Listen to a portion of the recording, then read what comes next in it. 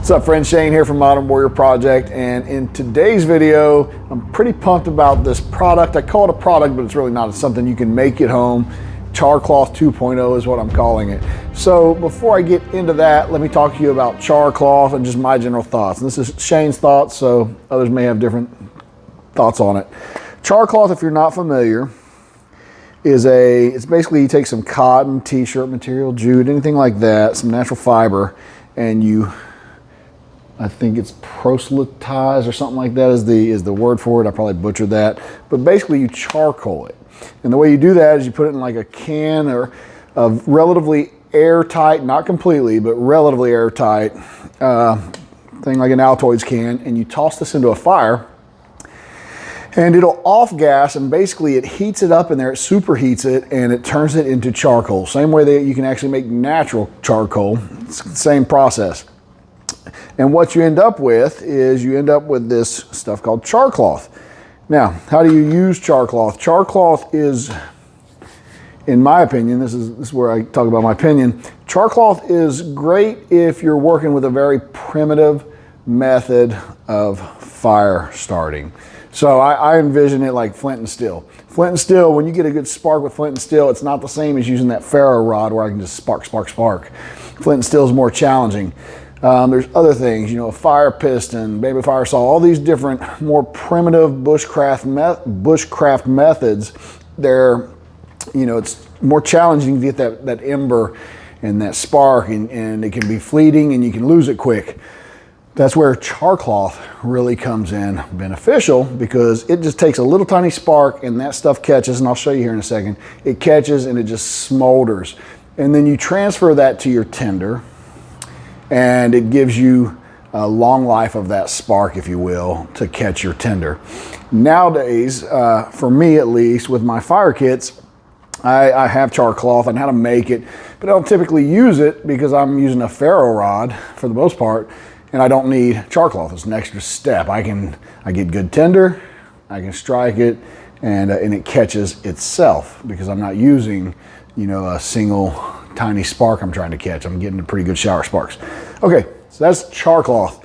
And if you already know about it, hopefully you skipped right to this point.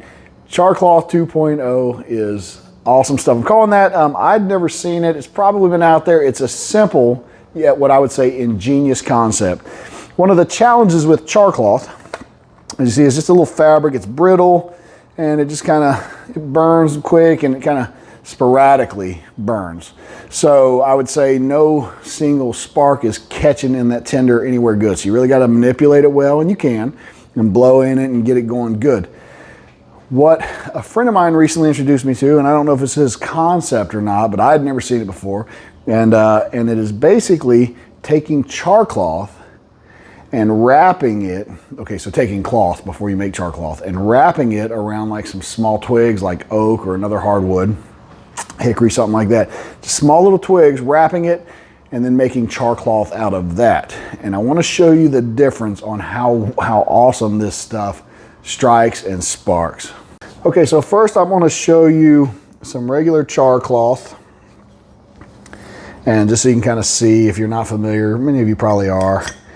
Let me get this sparks going. All right, had to get that coating off of there.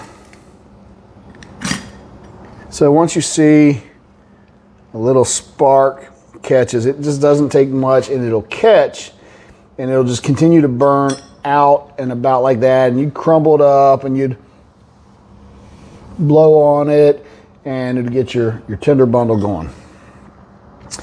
Well, the difference between this and 2.0, which looks something like this, I call it 2.0, you can call it whatever you want, is basically there's a charcoalized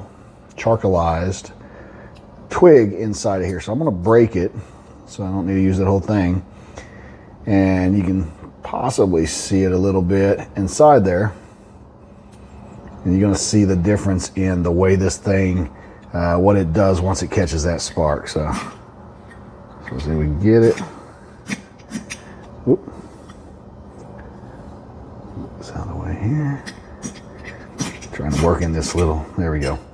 Okay, so Now what I want you to see is when we catch this thing, how big of a solid ember this thing really builds to. Quick note too, you might see my reloading equipment here. There is no gunpowder anywhere. That's probably one of the things I'd be saying if I was watching this, is that idiot's gonna blow up. There's no gunpowder anywhere around here.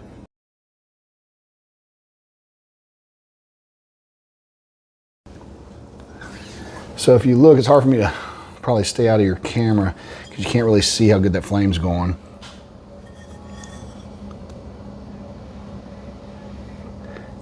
Can you see that?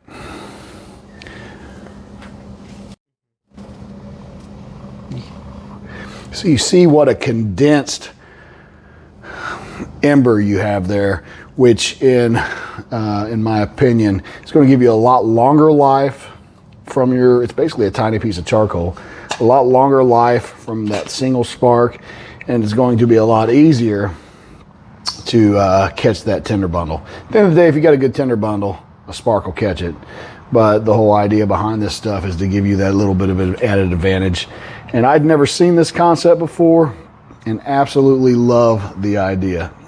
All right, so that's it. That's Char Cloth 2.0. As you see, it really gives you a good concentrated ember. It's great if you're into primitive methods. And what I love about Char Cloth is it's something you can always make in the wild on your own. And if you don't know, if you didn't have a can, you could actually take, or even cloth, you could take some hardwood twigs and make charcoal out of that. And one of the ways you could do that if you don't have a container to really seal it off is you could put it under the dirt, so you could bury it in a bit of a shallow hole, cover it with dirt, cover it with fire, and it's the same process. All you're gonna do is gonna superheat it. So you could literally make yourself of course you have to have fire to get that going, right? But it's to allow you to keep making fire. So you can do it out in the wild.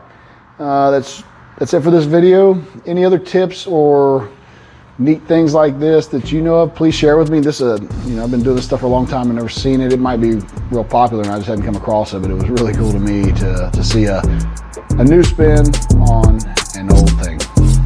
Till next time, stay safe out there.